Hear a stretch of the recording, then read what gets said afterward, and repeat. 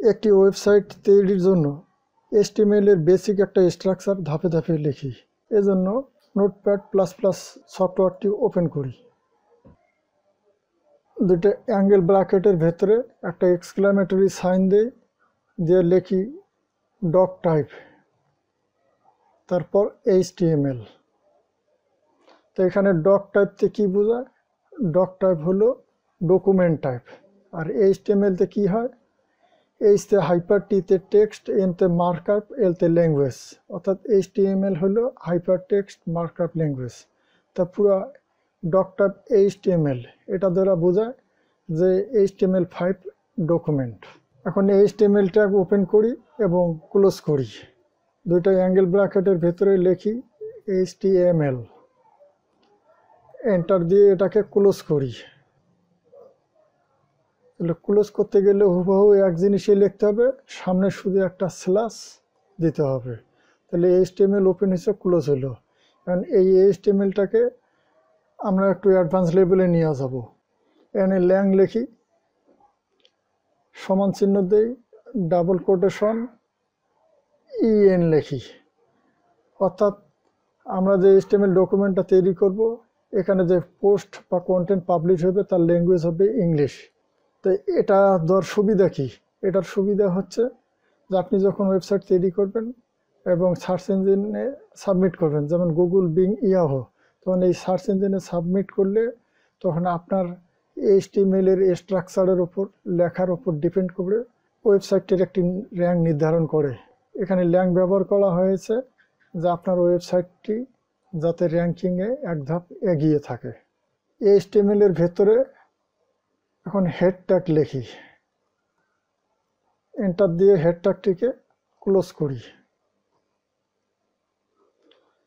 এই হেডের সামনে একটা স্ল্যাশ দিলেই এটা হেড ট্যাগ ক্লোজ হয়ে যাবে।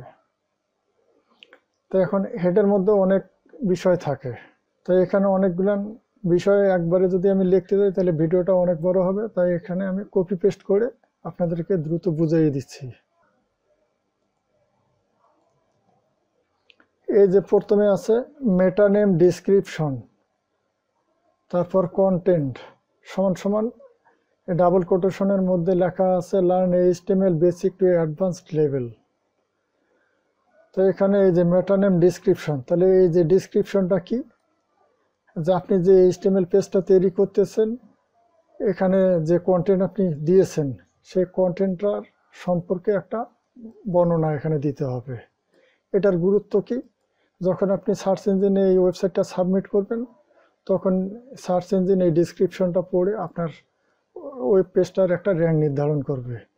তাহলে এই র্যাঙ্কিংয়ের জন্য এই ডিসক্রিপশনটা দরকার আছে, এতে আপনি আর এক ধাপ এগিয়ে যাবেন র্যাঙ্কিংয়ের ক্ষেত্রে। তাহলে এখানে ডিসক্রিপশনটা অবশ্যই এই ডাবল কোটেশনের ভিতরে লিখতে হবে। তারপরে আছে মেটা চার্টসেট সমান সমান ডাবল কোটেশনের ভেতরে UTF-8। এটার অর্থ কি? এটার অর্থ হলো ক্যারেক্টার এনকোডিং, আর ট্রান্সফরমেশন ফরম্যাটটা হচ্ছে 8। এটা হেডটাকে থাকা বাধ্যতামূলক। তারপরে আছে meta name viewport content wide device wide initial scale সমান সমান 1.0। তো এইটা একটা খুবই গুরুত্বপূর্ণ বিষয়। এই কোডটা ব্যবহার করা হয় ওয়েবসাইট রেসপন্সিভ করার জন্য।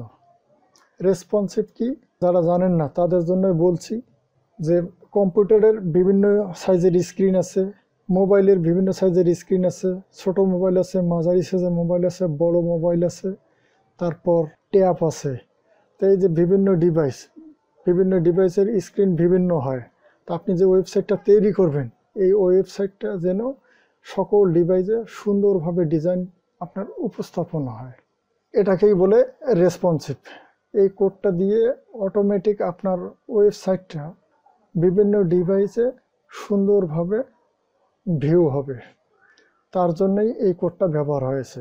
তাহলে এখানে যে ইনিশিয়াল স্কেল 1.0 মানে এটা দিয়ে বোঝানো হয়েছে জুম লেভেলটা 1-এ আছে। তারপরে থাকে এই যে টাইটেল। তো এখানে এই যে টাইটেল ট্যাগ শুরু হয়েছে, এখানে শেষ হয়েছে। টাইটেলের মধ্যে কি লেখা আছে? HTML tutorial part 1। অর্থাৎ আপনারা এখন যে টিউটোরিয়ালটা দেখতেছেন এটা হলো HTML এর একটা পার্ট 1। তাহলে আপনি যে ওয়েব পেজটা তৈরি করতেছেন বা যে কন্টেন্ট বা পোস্ট পাবলিশ করবেন সেটার একটা শিরোনাম দিতে হবে। সেই শিরোনামটা এই টাইটেলটাকে শুরু এবং শেষের মাঝখানে বসাতে হয়। এটা সার্চ ইঞ্জিন অপটিমাইজেশনের জন্য খুবই গুরুত্বপূর্ণ। অর্থাৎ আপনার ওয়েবসাইট বা ওয়েব পেজ র্যাঙ্কিংয়ের ক্ষেত্রে টাইটেল আপনাকে আরেক ধাপ এগিয়ে নিয়ে যাবে। তারপরে যে লিঙ্ক রেল স্টাইল শিট, তারপর হার্প, তারপরে যে এখানে folder name slash stylesheet name dot CSS. তাহলে এখানে আরেকটা কোড ব্যবহার করা হয়েছে। এটা কি? এটা একটা সিএসএস আপনার ফাইল আছে এক্সটার্নাল, সেটার সঙ্গে এই HTML ডকুমেন্টের সঙ্গে একটা লিঙ্ক করে দেওয়া হয়েছে। যখন আপনারা সিএসএস শিখবেন তখন এই বিষয়ে বিস্তারিত জানতে পারবেন। সিএসএস সাধারণত 3 প্রকার হয়, একটা ইনলাইন সিএসএস, ইন্টারনাল সিএসএস আর এক্সটার্নাল সিএসএস। তাই এটা হলে এক্সটার্নাল সিএসএস আছে, সেটাকে এই HTML ডকুমেন্টের সঙ্গে কানেকশন ঘটাই দিয়েছে। এর ফলে কি হবে, আপনার ওই সিএসএস যে কোড লিখছেন সেই কোডগুলো HTML ডকুমেন্টে অ্যাপ্লাই হবে। তাহলে হেডে সাধারণত এই জিনিসগুলো থাকে, আর বাইরেও আরও অনেক কিছু থাকে। যখন আপনারা অ্যাডভান্স লেভেলে যাবেন তখন এগুলো শিখবেন। হেডের পরে বডি ট্যাগ শুরু হয় এবং শেষ হয়। তো আমরা এখানে বডি লিখি, বডি ট্যাগ লিখলাম। এখন বডি ট্যাগটাকে ক্লোজ করে দিই, সামনে একটা স্ল্যাশ দিলেই বডি ট্যাগ ক্লোজ হয়ে যাবে। আপনার ফেসবুক, গুগল, ইউটিউব বা পৃথিবীর যত ধরনের ওয়েবসাইট আছে, যা আপনারা যা কিছু দেখেন সব কিছুই আপনি এই বডি ট্যাগের ভেতরে যা থাকে সেটাই দেখে থাকেন।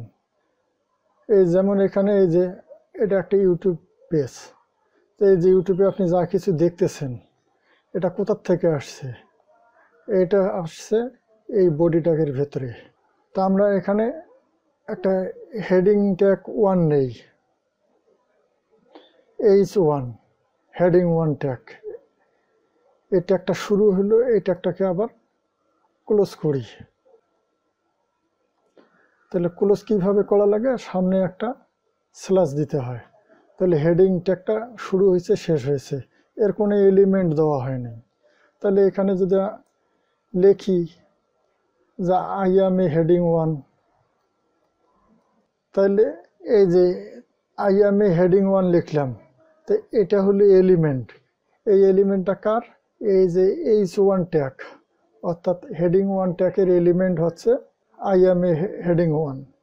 অর্থাৎ ট্যাগ যে শুরু এবং ট্যাগ শেষ, এর মাঝখানে যা কিছু থাকে সেটাই হচ্ছে ওই ট্যাগের এলিমেন্ট। তারপরে আমরা একটা প্যারাগ্রাফ ট্যাগ নেই। প্যারাগ্রাফ ট্যাগ সাধারণত পি দিয়ে শুরু হয়। এই পি দিলাম, ট্যাগ শুরু হইল, এই ট্যাগটাকে ক্লোজ করি। তাহলে প্যারাগ্রাফ ট্যাগ ওপেন, শেষ, দুইটা হয়েছে। তাহলে এটার এলিমেন্ট আমরা দেই নেই। তাহলে এখানে লিখি আমরা, তাহলে আমরা এখানে লিখলাম যে HTML টিউটোরিয়াল প্যারাগ্রাফ, মানে এটাকে বোঝানোর লেগে জাস্ট প্যারাগ্রাফ। তা আমরা যে পর্যন্ত কাজ করছি এইটুকুর একটু লাইভ দেখি। তাইলে আমরা এটা কি করব, সেভ করি, Ctrl+S চাপ দিই। তাহলে আমাদের এই ডকুমেন্টটাকে এখন সেভ করতে হবে। তা আমি ডেস্কটপে একটি ফাইল তৈরি করছি, এই যে HTML টিউটোরিয়াল। এখানে সেভ করব, যে কোনো নাম দিয়ে আপনি সেভ করে রাখতে পারেন। আমি লিখলাম পার্ট 1 লিখলাম। তারপরে হলো মেইন জিনিস নিচে এই যে সেভ অ্যাজ টাইপ। এটা কোন টাইপের?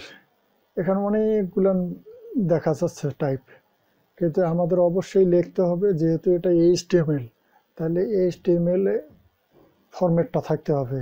এই কিবোর্ডের চাপ দিলে বের হবে এই যে hyper text markup language file. এটাতে ক্লিক দিলে HTML নামে সেভ হবে। এই যে এটা সেভ হয়ে গেছে। এই যে HTML টিউটোরিয়াল, এখানে এই যে আমাদের ফাইলটা, এটা আমরা ওপেন করি। এই যে আমরা এখানে H1 A লিখছিলাম I am A heading 1, এই যে হেডিং 1 HTML টিউটোরিয়াল প্যারাগ্রাফ। আমরা দুইটা এলিমেন্ট দিয়েছিলাম, সেখানে দুইটাই এখানে সুন্দর করে শো করতেছে। এখন এরপরে আমরা একটা লিঙ্ক তৈরি করব, অ্যাঙ্কর লিঙ্ক আমরা তৈরি করব বা ক্লিকেবল লিঙ্ক তৈরি করব। এর জন্য এ লিখতে হবে, এ লিখে হার্ফ, HREF হার্ফ, তারপর সমান চিহ্ন ডাবল কোটেশন দিয়ে অ্যাঙ্গেল ব্র্যাকেট দিলাম, তারপরে একটা স্পেস দিয়ে আমরা এই ট্যাগটাকে ক্লোজ করব। এই যে আমাদের লিঙ্ক তৈরি করতে গেলে এইটুক কাজ করতে হবে। এখন লিঙ্কটা যেহেতু ক্লিকেবল করব, তাহলে এই যে ট্যাগটা ওপেন আর শুরু এর মাঝখানে এলিমেন্টটাকে লিখতে হবে। যেমন মনে করেন এখানে আমি লিখলাম আই অ্যাম এ লিঙ্ক, মানে এই কথাটা আই অ্যাম এ লিঙ্ক, এই কথাটা ক্লিকেবল হবে। এখানে ক্লিক করলে একটা নির্দিষ্ট ওয়েবসাইটে নিয়ে যাবে। তাহলে এখন আমরা লিঙ্কটা কোথায় বসাবো? এই যে হার্ফ সমান সমান ডাবল কোটেশন লিখে ফাঁকা রাখছি, এই জায়গায় আমাদের এখানে লিঙ্কটা বসাই দিতে হবে। তো এটা লিখি https :/www. তাহলে এখানে আপনার লিঙ্কটা বসাইতে হবে, আপনি যে ওয়েবসাইটে নিয়ে যেতে চাচ্ছেন। আমি fiverr.com ওয়েবসাইটে নিয়ে যাবো, এই জন্য তার ইমেল অ্যাড্রেস দিলাম। আপনি যদি গুগলে নিয়ে যান তাহলে এখানে google.com লিখতে হবে। যদি আপনি ফেসবুকে নিয়ে যেতে চান তাহলে এই জায়গায় facebook.com লিখতে হবে। এটাকে আমরা সেভ করি, তারপরে ইন্টারনেট কানেকশন থাকতে হবে। তাহলে আমাদের এই যে HTML ডকুমেন্টটা এখানে ছিল, এখানে ব্রাউজারটাকে শুধু রিফ্রেশ করি। এই যে দেখেন আই অ্যাম এ লিঙ্ক এই লেখাটা আসছে, এখানে নিয়ে গেলে একটা হাতের মতো দেখা যায়, তার মানে এটা লিঙ্ক হয়ে গেছে। এখানে যদি ক্লিক দিই তাহলে অবশ্যই এটা fiverr.com ওয়েবসাইটে নিয়ে যাওয়ার কথা। দেখি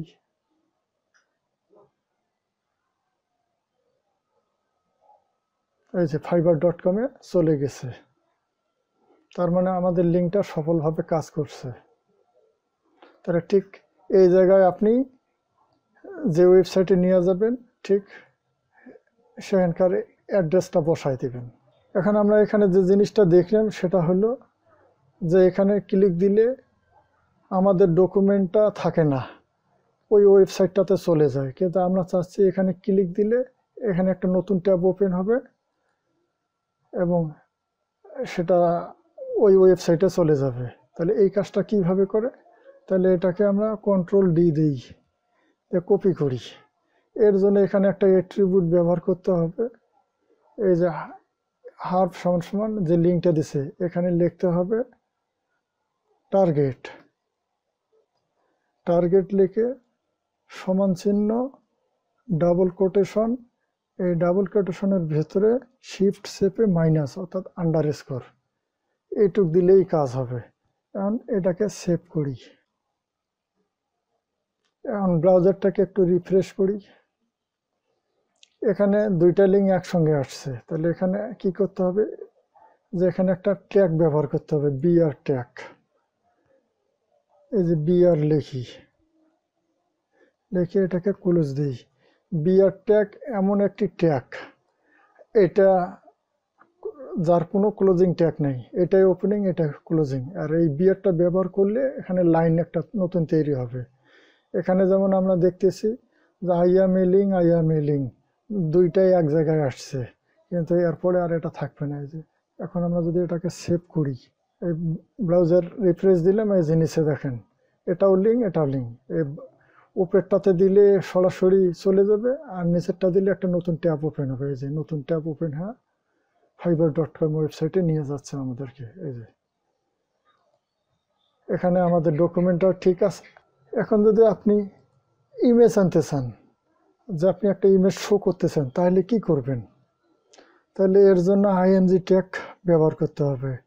যে অ্যাঙ্গেল ব্র্যাকেট দিয়ে IMG লিখি, তারপরে একটা স্পেস দিয়ে SRC, তারপর সমান চিহ্ন দিই, ডাবল কোটেশন দিই, তারপরে অ্যাঙ্গেল ব্র্যাকেটটা ক্লোজ করি। এটাই হলো ইমেজের জন্য ট্যাগ। ইমেজ আনার জন্য এটা ব্যবহার করা হয়। তাহলে SRC কি হয়? SRCতে সোর্স অর্থাৎ আপনি যে ইমেজটা রাখছেন কোথায় সেই সোর্সটাকে দেখাই দিতে হবে। এই যেমন এখানে আসেন, আমি এখানে টিউটোরিয়ালটা তৈরি করছি HTML টিউটোরিয়াল একটা ফোল্ডারের মধ্যে, সেটার ভেতরে আবার কি আছে, ইমেজেস নামে একটা ফোল্ডার আছে, তার ভেতরে একটা ফাইবার নামে একটা ছবি রাখছি যেটার নাম fiber.png এক্সটেনশন। তাহলে এখন আমাদের এখানে লিখতে হবে ফোল্ডারের নাম, তারপর স্ল্যাশ, তারপরে হলে ইমেজের নাম। তাহলে এই যে এখানে লিখতে হবে ফোল্ডারের নাম, ইমেজেস ফোল্ডার দিছি, তারপর একটা স্ল্যাশ দিতে হবে, তারপর ইমেজটার নাম কি, ফাইবার লিখছি, fiber.png, যদি এটা জেপিজি হতো তাহলে জেপিজি লিখতে হবে, এইটুক না লিখলে ইমেজটা আসবে না। এখন কন্ট্রোল-S যদি সেভ দেই, এখন ব্রাউজারে দেখি আমাদের এইখানে, এখন ব্রাউজারটাকে যদি রিফ্রেশ করি, এই যে আমাদের ইমেজটা চলে আসছে। এখানেও একটা বিআর ট্যাগ ইউজ করতে হবে, এই যে এখানে লাইন ব্রেক দিতে হবে, তাইলে আর ঝামেলা করবে না। এখন আমরা ব্রাউজারে এসে রিফ্রেশ করি, এই যে ফাইবার ডট ইমেজটা চলে আসছে। এখন আমরা যে ইমেজটা নিয়ে আসলাম, এখানে আরও কিছু অ্যাট্রিবিউট ব্যবহার করতে হবে। যেহেতু আপনি একজন ওয়েব ডিজাইনার বা ওয়েব ডেভেলপার হবেন, তাহলে র্যাঙ্কিংয়ের জন্য যে বিষয়গুলো জানা দরকার, এগুলো আপনাকে অবশ্যই তার বেসিক ধারণাটা থাকতে হবে। এখানে একটা ওয়াল ট্যাগ ব্যবহার করতে হবে, ওয়াল ট্যাগ, তারপর সমান চিহ্ন দিয়ে ডাবল কোটেশন, যে এখানে ইমেজটা কোন বিষয়ের উপর সেটার একটা ব্যাখ্যা লিখতে হবে এই ডাবল কোটেশনের ভেতরে। যেহেতু এটা ফাইবারের একটা লোগো, তাহলে আমরা লিখি ফাইবার লোগো।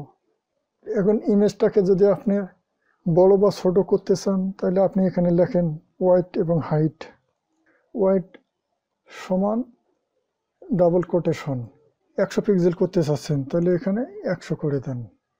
হাইটটাকে যদি আপনি কমাতে চান তাহলে এখানে হাইট লেখেন, হাইট সমান চিহ্ন কোটেশনের ভিতরে মনে করেন হাইট দেবেন আপনি 50, যখন সেভ দেন, এই যে ইমেজটা ছোট হয়ে গেল।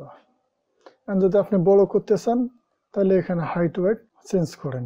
তা আমরা এখানে যে জিনিসটা দেখলাম যে ইমেজ একটা ফোল্ডারের ভেতরে ছিল, সেটা আমরা দেখতেছি।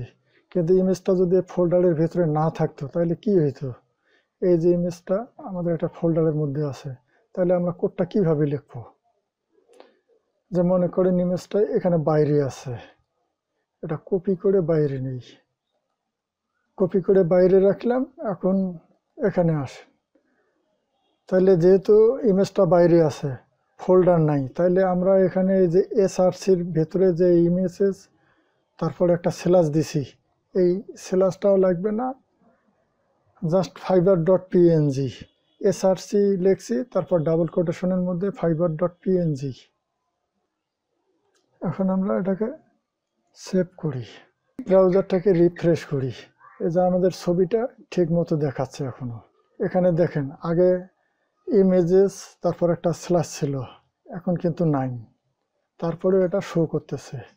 কি কারণে শো করতেছে, যেহেতু এটা সরাসরি এখন ইমেজটা কই আছে, আমাদের যে HTML ডকুমেন্টটা আছে আর এটা দুইটা একসঙ্গে। এখন মনে করেন এই ইমেজটাকে আমরা ডিলিট করে দিলাম, আমাদের HTML ডকুমেন্টটা থাকলো ফাইলের মধ্যে আর ইমেজেসটা এই যে ফোল্ডারের ভেতরে আছে।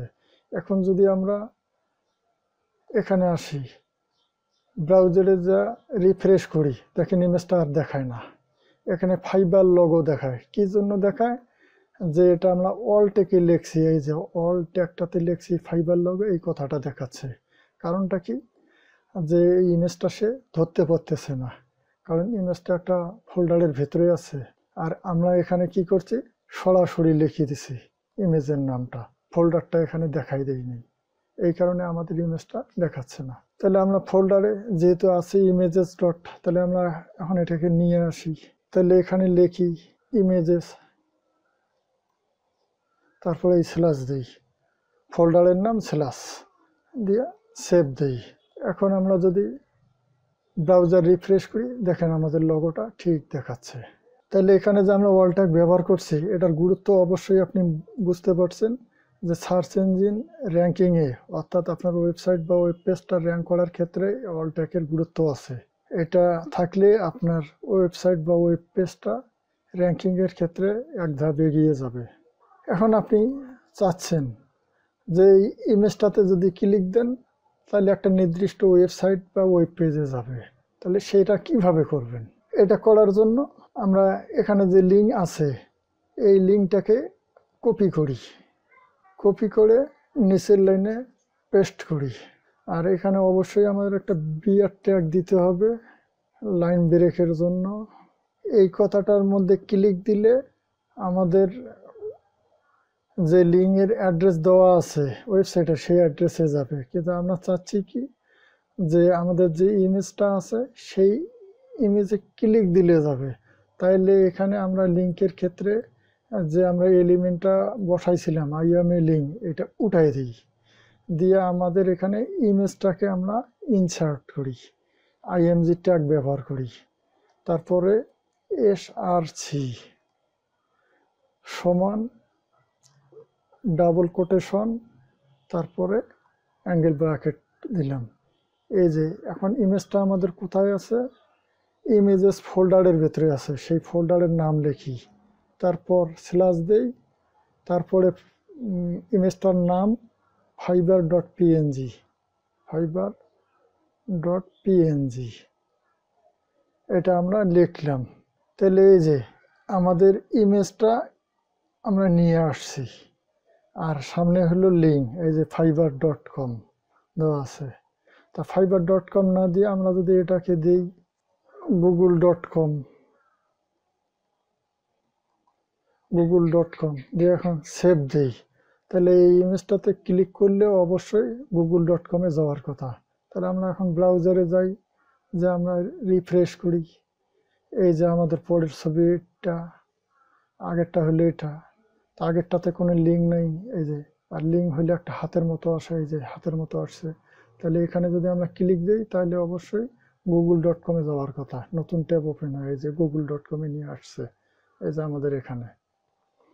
আমি এখানে কোডটা লিখছি notepad plus plus software use করে। আপনারা চাইলে এটা ডাউনলোড করে নিতে পারেন। এই যে গুগলে যাবেন, নোটপ্যাড প্লাস প্লাস লিখে সার্চ দিবেন, দিলে এই যে ওয়েবসাইটটা ওপেন হবে। এই যে নোটপ্যাড প্লাস প্লাস ORG, এখানে আসলে এই যে ওয়েবসাইটটা ওপেন হবে। এই যে লেটেস্ট ভার্সন, এটা 8.5.2, এটাতে ক্লিক দিয়ে ডাউনলোড করবেন। ছোট্ট একটা সফটওয়্যার, এটা ইনস্টল খুবই সহজ, কোনো কঠিন না, আপনারা পারবেন। তাহলে এখানে দেখেন, তাহলে ট্যাগ বিআর ট্যাগ এটা হলো, এটাই ওপেনিং ট্যাগ, এটা ক্লোজিং ট্যাগ, এর কোনো ক্লোজিং ট্যাগ নাই এটাই। তাহলে ট্যাগ ওপেন করলে সেটাকে ক্লোজ করতে হয়, আর ওপেনিং ট্যাগ আর ক্লোজিং ট্যাগের মাঝখানে যা কিছু থাকে তাকে বলে ওই ট্যাগের এলিমেন্ট। যেমন এখানে টাইটেল আছে, এই টাইটেল ট্যাগের এলিমেন্টটা কি? এই যে HTML টিউটোরিয়াল পার্ট 1 আমরা লিখছি, এটাই হলো টাইটেলের এলিমেন্ট। তাহলে এক নজরে যা শিখলাম, যে একটি ওয়েবসাইট তৈরি করতে চাইলে প্রথমে ডক টাইপ HTML, তারপরে HTML ট্যাগ ওপেন ও ক্লোজ, তারপরে হেড ট্যাগ ওপেন ও ক্লোজ, তারপর হেড ট্যাগের ভেতরে টাইটেল ট্যাগ অবশ্যই থাকবে, তাছাড়া আরও অন্য মেটা ট্যাগ থাকে। তারপর বডি ট্যাগ ওপেন করতে হয় এবং ক্লোজ করতে হয়, এবং আমরা মানুষকে যা কিছু দেখাতে চাই তা বডি ট্যাগে অবশ্যই রাখতে হবে। তারপরে কিভাবে আমরা হেডিং 1 ব্যবহার করব, প্যারাগ্রাফ ব্যবহার করব, তারপরে কিভাবে লিঙ্ক তৈরি করতে হয়, অ্যাঙ্কর লিঙ্ক বা ক্লিকেবল লিঙ্ক, তারপরে একটা লিঙ্ক কিভাবে নতুন ট্যাবে ওপেন করতে হয়, কিভাবে ইমেজ শো করতে হয়, ইমেজের ওয়াইড হাইট ছোট বড় করা, অল ট্যাগ ব্যবহার করা, ইমেজের মধ্যে ক্লিক দিলে একটা নির্দিষ্ট ওয়েবসাইটে যাওয়া। তাহলে আজকের ভিডিও থেকে আমরা এই বিষয়গুলোই শিখলাম। আজকের ভিডিওটা এখানেই শেষ করছি। HTML-এর উপর পরবর্তী ভিডিও দেখার আমন্ত্রণ রইল।